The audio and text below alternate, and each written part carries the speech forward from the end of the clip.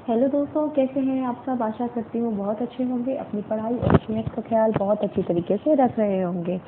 मैं हूँ साक्षी, आपकी जीएसटी मेंटर द हिंदू की सीरीज में आपका फिर से स्वागत करती हूँ। चलिए बिना किसी देरी के बढ़ते हैं अपनी खबरों की तरफ। तो आज पहली खबर जो आई है वो है home ministry clears inter state movement of stranded people. मतलब कि जो लोग फंसे हुए हैं, जो माइग्रेंट्स हैं, जो और लोग फंसे हुए हैं, होम मिनिस्ट्री ने उनको एक क्लियर सिग्नल दे दिया है कि वो अब अपने अपने स्टेट में वापस लौट सकते हैं। दोस्तों कल के ही आर्टिकल में हमने इस बारे में बात की थी कि कैसे कितनी परेशानियों का सामना करना पड़ रहा है लोगों को। माइग्रेंट्स हैं, दूसरी जगहों पे फंसे हुए या फिर ऐसे ही जो लोग फंसे हुए हैं, उन्हें कितनी दिक्कतों का सामना करना पड़ रहा है। तो आज फाइनली होम मिनिस्ट्री ने उनको एक क्लियरेंस दे दिया है कि जो इंटर स्टेट मूवमेंट है वो अलाउ किया जाएगा। ऑल्दो बसेस और जो लोकल ट्रेनें हैं और बसेस हैं वो मूव नहीं कर रही हैं, लेकिन फिर भी जो अपनी प्राइवेट व्हीकल्स से स्टेट्स को क्रॉस कर सकते हैं वो उन्हें पास बनवा के दिया जा रहा है, और जो वाकई नहीं कर सकते उनके लिए जो है स्टेट गवर्नमेंट से प्रावधान कराया जा रहा है कि वो ऐसे अरेंजमेंट्स करवाएं कि लोगों को उनके स्टेट तक पहुंचाया जा सके। ऑलराइट, चलते हैं अपनी अगली खबर की तरफ। कहते हैं यहाँ पे जो अगली खबर है वो है India report 70 deaths highest in a single day. तो दोस्तों आप लोग कोरोना वायरस की सिचुएशन देख रहे होंगे, हालात देख रहे होंगे। अभी तो आप समझिए कि लॉकडाउन चल रहा है, तब ये स्थिति है कि 30,000 के ऊपर केसेस देखने को मिल रहे हैं। आज न्यूज़पेपर में आज यही बताया जा रहा है कि 70 से भी ऊपर जो है डेथ्स हुई हैं आज, और आज सबसे ज़्यादा डेथ्स हुई हैं। मतलब आप समझिए दोस्तों कि हर रोज़ 50 से 60 डेथ हो ही रही हैं। आज 70 डेथ हुई है, यानी कि आज सबसे हाईएस्ट जो है डेथ रिपोर्ट की गई है कोरोना वायरस की वजह से। चलते हैं अगले स्लाइड की तरफ। एडिटोरियल के पेज पे स्ट्रैटेजिक शिफ्ट।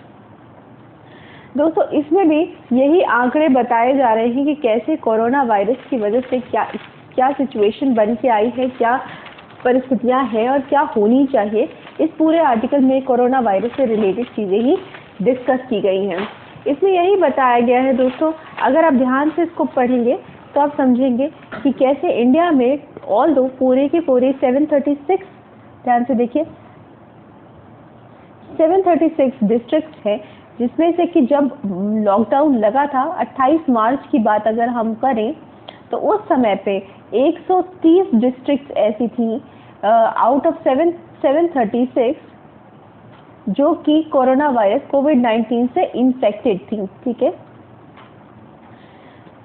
लेकिन आप सोचिए लॉकडाउन खत्म होने के बाद जो एक सिचुएशन उभर के आई है, जो मतलब उस वक्त ये मान के चला जा रहा था कि अभी तो सिर्फ केसेस आए हैं, अभी तो एक सॉर्ट ऑफ जो 130 डिस्ट्रिक्ट ऐसे हैं जहां पर कि केसेस दिखाई पड़ रहे हैं। तो ऐसे में क्या क्या स्टेप्स उठाए जा रहे थे। जो ट्रैवल हिस्ट्री है लोगों की वो चेक की जा रही थी, लोगों को क्वारंटाइन कराया जा रहा था। जो लोग थोड़ा माइल्ड सफरिंग झेल रहे थे, उनके अंदर थोड़ी सी माइल्ड सफरिंग थी, उनको हॉस्पिटल्स में नहीं, उनको सेफ क्वारंटाइन कराया जा रहा था।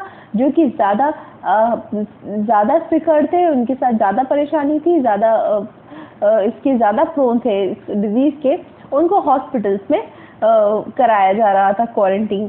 ठीक है, जैसे ही अब आप देखो कि ऑथर इस आर्टिकल में यही कहना चाह रहे हैं। देखिए यहाँ पे यही बताया गया कि माइल्ड जिनको फीवर था उनको घरों में ही क्वारंटाइन कराया गया, जिनको ज़्यादा फीवर था उनको हॉस्पिटल्स में कराया गया। जैसे इसमें इसके बाद यही लिखा है कि जैसे ही अप्रैल एंड हुआ है, कम से कम आप समझ लीजिए कि जो total number of district out of 736 जो है अब 401 डिस्ट्रिक्ट ऐसी हो गई हैं जहां पर कंफर्म्ड केसेस पाए जा रहे हैं, और हर रोज कम से कम 1000 केसेस एक दिन में निकल के आ रहे हैं। तो आप ये समझिए कि कंडीशन यही है कि जब लॉकडाउन है तब ये स्थिति है, जब लॉकडाउन खत्म हो जाएगा तब क्या स्थिति होगी।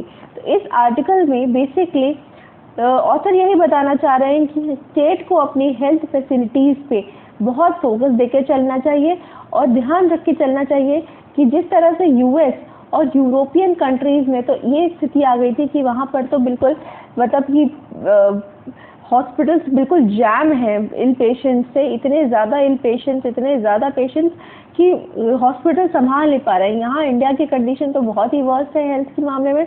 अभी हमारे यहाँ आप समझिए कि अगर एक डॉक्टर है तो उसके ऊपर कितना प्रेशर है, कितने सारे पेशेंट्स का प्रेशर है। तो आप ये समझिए हमारी जो हेल्थ फैसिलिटीज़ है वो इतनी बढ़िया नहीं है in comparison to US and Europe. तो आप ये समझिए कि कितना हमें इन चीज़ों को देख कर चलना चाहिए और कितना फोकस हमें हेल्थ सेक्टर पे देना चाहिए।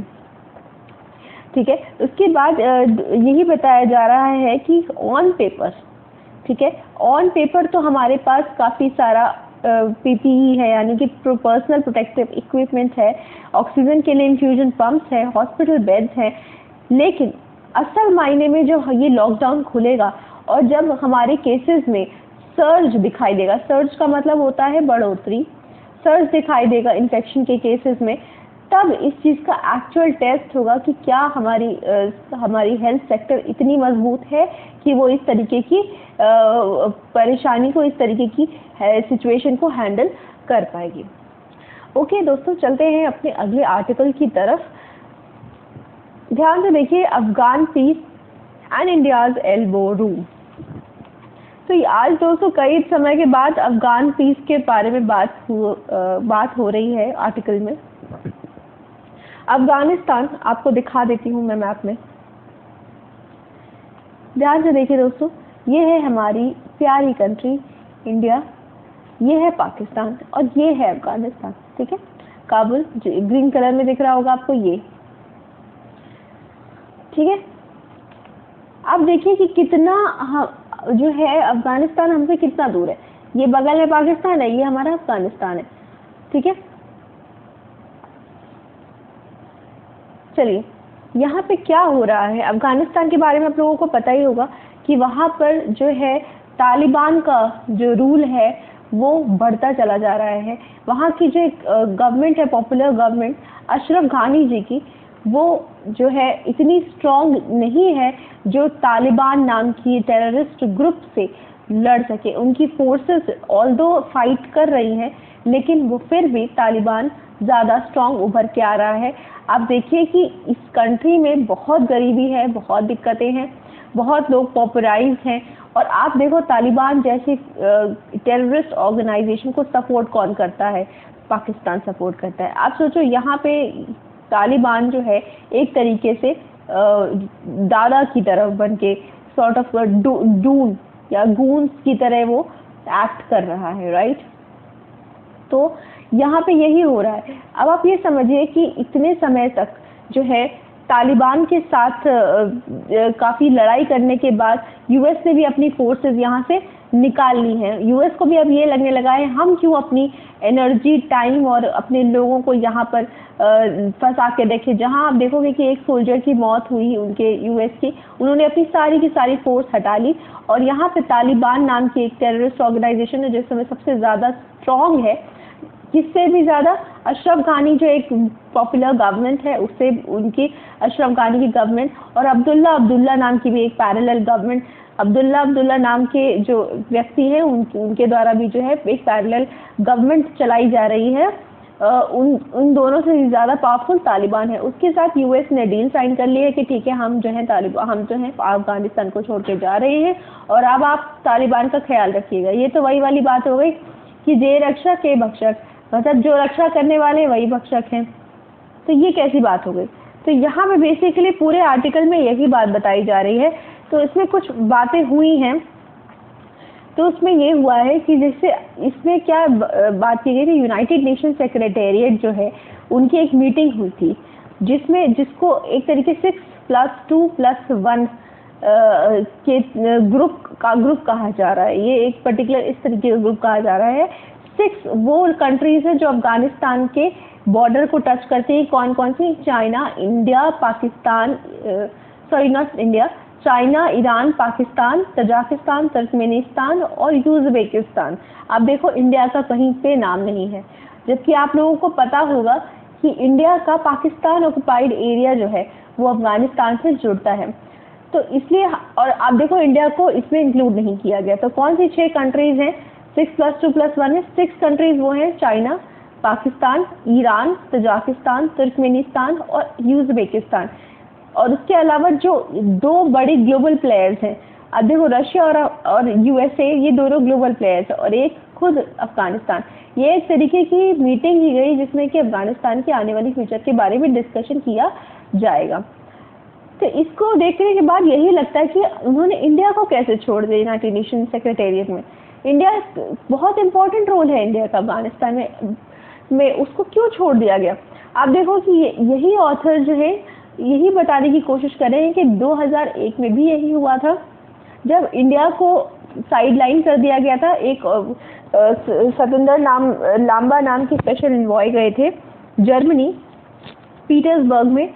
वहाँ पर उनके लिए ऑफिशियल रूम तक बुक नहीं हुआ था, और उसके बाद इंडिया को आउट कर दिया गया था। वहाँ पे उनको अलाउ नहीं किया गया ओपन टॉक्स करने के लिए, ठीक है। फिर इसके बाद 2010 में भी यही चीज़ हुई कि लंदन कॉन्फ्रेंस हुई और इंडिया को बाहर कर दिया गया। इंडिया को इसलिए इस नाम से बाहर कर दिया गया, इस टॉक्स में इंक्लूड नहीं किया गया जो कि अफगानिस्तान से डील करती थी, क्योंकि इंडिया जो है बॉर्डर शेयर नहीं करती है अफगानिस्तान के साथ। 2020 में भी, यानी कि 2020 में भी यही कुछ ऐसे ही हुआ कि यूएस ने तालिबान के साथ डील साइन कर ली कि ठीक है, हम अफगानिस्तान को छोड़ के आज जा रहे हैं और अब अफगानिस्तान का ध्यान रखिएगा, और इंडिया को बिल्कुल भी इन्वॉल्व नहीं किया गया। तो इस तरीके की जो चीज़ें हैं जो देखने को मिलती हैं कि क्यों इंडिया को ही आउट कर दिया जाता है इन चीज़ों से, जबकि इंडिया का बहुत इम्पोर्टेंट रोल है यहाँ पे। उसका सबसे बड़ा कारण ये है कि इंडिया जो है वो तालिबान को सपोर्ट नहीं करता है, ठीक है। वो तालिबान को सपोर्ट नहीं करता, यूएस तालिबान के एक नेक्सस को सपोर्ट नहीं करता है, ठीक है। ये मेन एक कारण उसका हुआ है, ठीक है दोस्तों। चलिए अब ऐसा करते हैं, इसमें अगले इस पे बढ़ते हैं।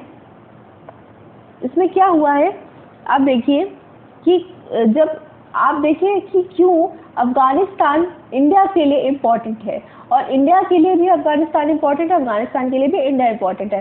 अफगानिस्तान में बहुत अच्छी गुडविल बनी हुई है इंडिया की, क्योंकि अफगानिस्तान में इंडिया ने बहुत सारा इन्वेस्टमेंट किया हुआ है, हॉस्पिटल, स्कूल, और जो बहुत सब कुछ बनाया है वहाँ पे। वहाँ के लोगों के दिलों के ऊपर बहुत काम किया है। आप समझिए कि हमने कम से कम $3 बिलियन असिस्टेंस, $3 बिलियन का असिस्टेंस उनको दिया था प्रोजेक्ट्स बनाने के लिए, ट्रेड करने के लिए। $20 बिलियन का हमने असिस्टेंस दिया उनको चाबार पोर्ट बनाने के लिए। अब आप देखोगे दोस्तों, चाबार पोर्ट जो है वो ईरान में है। पहले क्या होता था कि कोई भी, अगर ये देखिए आप, अफगानिस्तान एक लैंडलॉक कंट्री है, उसके चारों तरफ समुद्र नहीं है, तो उसको कोई भी काम पड़ता था उसको अफगानिस्तान के बॉर्डर पोर्ट से ही होकर के काम उसको लेना पड़ता था। तो अफगानिस्तान, जो पाकिस्तान है, वो एक तरीके से रूल करता था। वो अपनी बातें मनवाने के लिए कहता था कि हम आपका सामान इंपोर्ट नहीं करवाएंगे, हम आपका सामान मंगवाएंगे नहीं, क्योंकि यहाँ पे आप देखो कि पाकिस्तान के पास एक यहाँ पे बॉर्डर पोर्ट है। तो हमने क्या स्टैंड लिया, हमने कहा कि ईरान के पास हम एक यहाँ पे चाबार पोर्ट बनवाएंगे, जिससे कि अफगानिस्तान को कोई भी सामान लाना है तो उसे सिर्फ पाकिस्तान पे डिपेंड ना होना पड़े। इसके अलावा हमने स्कूल्स, कॉलेजेस, ये सारी चीज़ें हमने वहाँ पर उनको बनवा के दी। इसके अलावा हमने वहाँ की पार्लियामेंट बनवाने की पूरी वो करी, जरान दिलाराम हाईवे बनवाया। सलमा नाम का एक डैम है जो कि इंडिया पाकिस्तान की फ्रेंडशिप का नाम है। ये सब क्वेश्चंस एग्जाम में पूछे जाते हैं दोस्तों, इसको याद रखिएगा। सलमा डैम किस कंट्री के बीच में है, तो अफगानिस्तान इंडिया के बीच में है। ये सारी चीज़ें हैं, लेकिन थोड़ा सा जो ऑथर है यही कहना चाह रही है कि जो है एक अफगानिस्तान में एक थोड़ी सी परेशानी का सामना करना पड़ा। अफगानिस्तान को ये CAA नाम का जो एक्ट आया वो अच्छा नहीं लगा, क्योंकि हमने क्या किया, अफगानिस्तान में भी जो हिंदू लोग हैं उनको ही अपने कंट्री में एंट्री दी, जबकि अफगानिस्तान के लोगों के लिए इंडिया एक सेकेंड होम है। उनको लगता है जब हम कहीं और नहीं जा सकते, कोई कंट्री में नहीं जा सकते, तो हम इंडिया में तो ज़रूर हमें इंडिया पनाह देगा। तो ये सोच करके एक थोड़ी सी गुडविल में थोड़ी कमी आ जाती है। ठीक है। इसके अलावा आप ये समझिए कि इंडिया का बहुत इम्पॉर्टेंट रोल है इस कंट्री में। क्या कहते हैं कि डॉक्टर्स और उनकी प्रोफेशनल्स को इंडिया ट्रेन करता है, कितनी हेल्प करता है। तो इसी कारण से इंडिया का एक बहुत इम्पॉर्टेंट रोल है अफगानिस्तान के आने वाली फ्यूचर के डिसीजन में। तो इंडिया को बहुत सोच समझ के हर कदम उठाना पड़ेगा, ध्यान रखना पड़ेगा कि इंडिया का जो अगर अफगानिस्तान में तालिबान का रूल हो जाएगा तो इंडिया के लिए कितनी बड़ी प्रॉब्लम की बात खड़ी हो जाएगी, क्योंकि पाकिस्तान ऑक्युपाइड कश्मीर जो है वो अफगानिस्तान का वो वाला एरिया इंडिया से जुड़ता है जो कि पाकिस्तान के अंडर में है। तो इस एरिया में टेररिस्ट की एक्टिविटीज़ बहुत ज़्यादा तरीके से बढ़ जाएगी और इंडिया के लिए एक मिलिटेंट्स को कंट्रोल करना, टेररिज्म को कंट्रोल करना बहुत ही प्रॉब्लमेटिक हो जाएगा। तो ये था पूरा का पूरा डिस्कशन अफगानिस्तान इंडिया के रिलेशंस और होने वाली डील से पूरा रिलेटेड था। चलिए चलते हैं अगले अपने आर्टिकल की तरफ। ये पूरा आर्टिकल देखिए, आप ध्यान से यहाँ पे इस बात को देखिएगा। इसमें लिखा है coping with today, planning for tomorrow. तो यहाँ पे जो एक पूरी की पूरी कोट लिखी है कि and once the storm is over you won't remember how you made it through, how you managed to survive. You won't even be sure whether the storm is really over. But one thing is certain, when you come out of the storm, you won't be the same person you walked in. That's what this storm is all about. तो ये basically बहुत ही एक कह सकते हैं कि बहुत motivate करने के लिए लाइन लिखी हुई है, बहुत ही अच्छी लाइन लिखी गई है। इसमें ये कहा है कि जब स्टॉर्म खत्म हो जाएगा, जब तूफान खत्म हो जाएगा तो आपको पता भी नहीं चलेगा कि आप कैसे सरवाइव कर गए उस तूफान के थ्रू।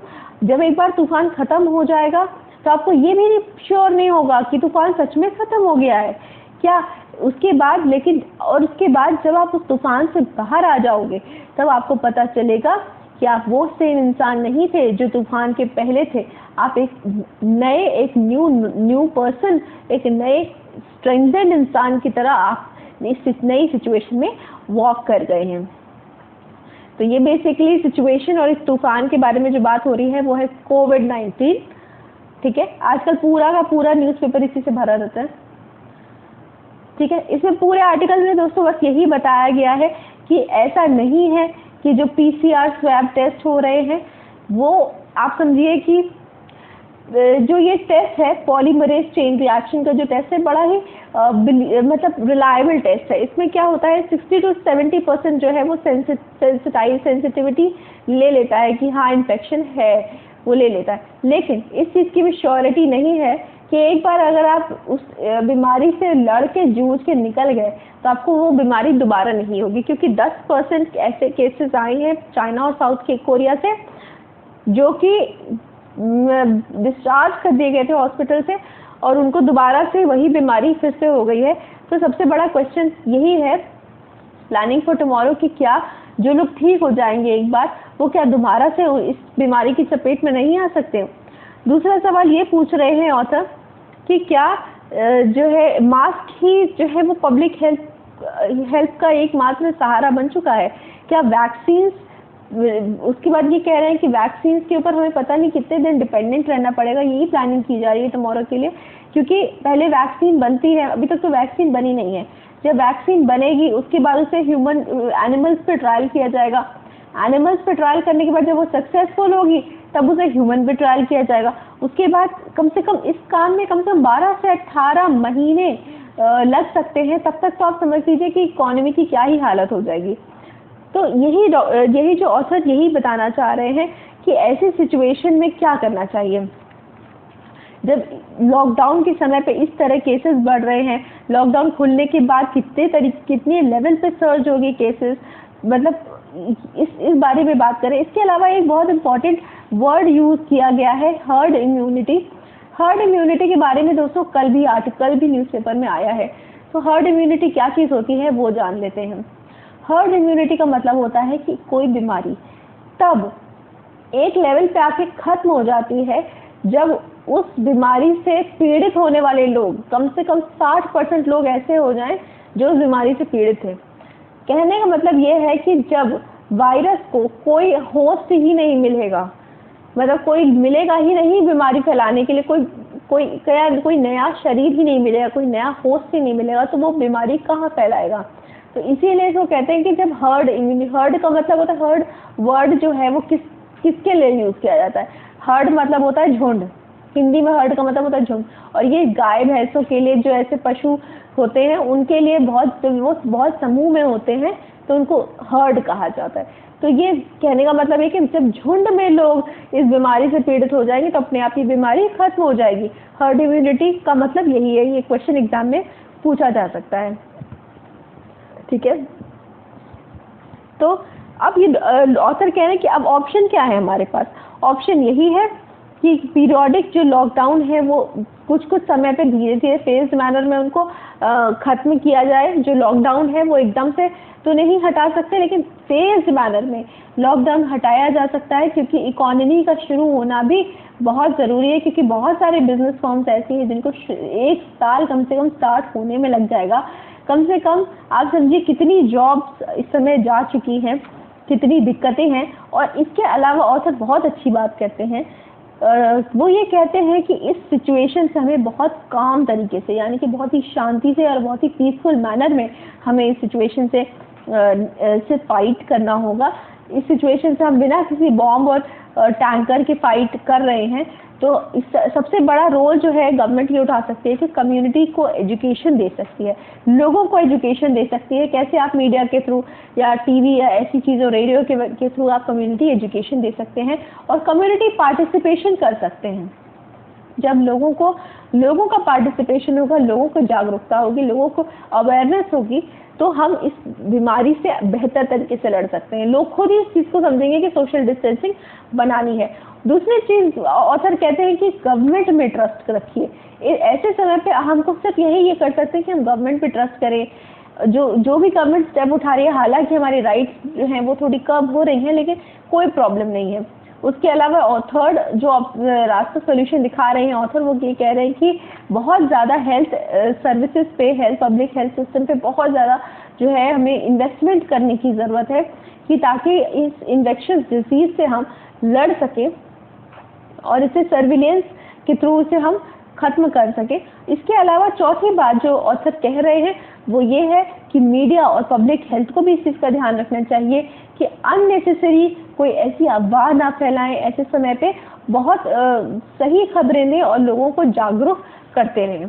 तो पूरा का पूरा आर्टिकल इसी के ऊपर था दोस्तों। चलिए अगले आर्टिकल की तरफ चलते हैं, a greater impact on women. ये आर्टिकल मैं क्यों डिस्कस कर रही हूँ, क्योंकि ये आर्टिकल लिखा गया है एंटोनियो गुटेरेस ने, जो कि सेक्रेटरी जनरल हैं यूनाइटेड नेशंस के। उन्होंने बताया है कि इस कोविड-19 की जो बीमारी है, इसकी वजह से विमेन पे कितना अफेक्ट पड़ रहा है, ठीक है। उन्होंने यही लिखा है कि कितना वायलेंस विमेन को झेलना पड़ रहा है ऐसे समय पे, जब उन्हें एक अब्यूजिव पार्टनर के साथ कई समय तक के लिए लॉक्ड रहना पड़ रहा है। ऐसी सिचुएशन में कितनी परेशानियों का सामना करना पड़ रहा है विमेन को। एक उनकी न सिर्फ फिजिकल हेल्थ पे इफेक्ट आ रहा है, बल्कि उनकी मेंटल और इमोशनल लेवल पे भी बहुत इफेक्ट देखने को मिल रहा है।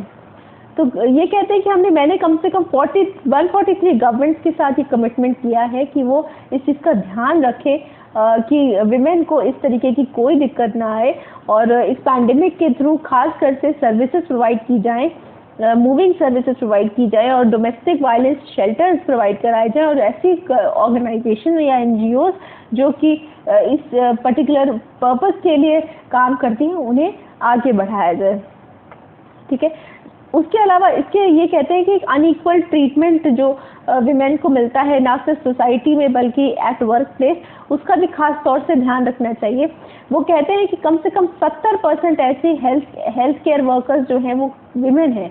आप सोच लो कि नर्सेज एंड ऑल, अभी भी आज भी एक न्यूज़ आई है दिल्ली, अगर दिल्ली एडिशन आप पढ़ रहे हैं तो उसमें भी आज यही आया है कि कैसे नर्सेज की association in the national capital territory इस चीज़ को लेकर के टेंस है कि कितनी ज़्यादा सर्ज हो रही है इन्फेक्शंस में। तो यही बताना चाह रहे हैं एंटोनियो गुटेरेस कि 70% जो हेल्थ केयर वर्कर्स है वो कौन है, विमेन है। लेकिन ऐसा क्यों है कि 10 में से एक पॉलिटिकल लीडर जो है वो विमेन है, ऐसा क्यों है? तो ये इसी के बारे में डिस्कशन हो रहा है कि विमेन को जो है हमें डिसीजन मेकिंग टेबल पे भी ला करके बैठाना चाहिए ताकि हम इस पैंडेमिक से बेहतरी तरीके से लड़ सकें। और जो उनको एक sort of domestic unpaid labour करना पड़ रहा है। आप सोचिए दोस्तों कि घर में जब आप सब बैठे हो तो कितना ज़्यादा वर्कलोड वुमेन पे पड़ता है, कितना काम, कितना अनपेड लेबर उन्हें करना पड़ता है। तो इस चीज़ से भी जो ऑथर है वो ये कह रहे हैं कि इस चीज़ से भी उनको कुछ इस सिचुएशन से भी उनको मेंटल ट्रॉमा और स्ट्रेस ना हो, इस चीज़ का ध्यान रखना चाहिए। सब गवर्नमेंट्स को वो अर्ज करते हैं। और पैंडेमिक जो है वो सिर्फ एक ग्लोबल हेल्थ सिस्टम पे नहीं बल्कि इक्वालिटी और ह्यूमैनिटी और ह्यूमन डिग्निटी को भी डील करता है। तो हर एस्पेक्ट को ध्यान में रखते हुए इस सिचुएशन से हमें फाइट करके निकलना है। तो दोस्तों उम्मीद करती हूँ आपको आज का ये लेक्चर समझ में आया होगा। बहुत बहुत शुक्रिया इस लेक्चर को देखने के लिए। आपने काफ़ी इंजॉय किया होगा, आपको ये टॉपिक समझ में आए होंगे। और अगर आपको अच्छे लगे हैं ये टॉपिक, समझ में आए हैं, तो हम इनके साथ रोज़ जुड़ सकते हैं क्योंकि द हिंदू का डिस्कशन तो रोज़ ही होगा। तो इसको ज़रूर लाइक करें, सब्सक्राइब करें और शेयर करते रहें। तब तक के लिए goodbye and good luck.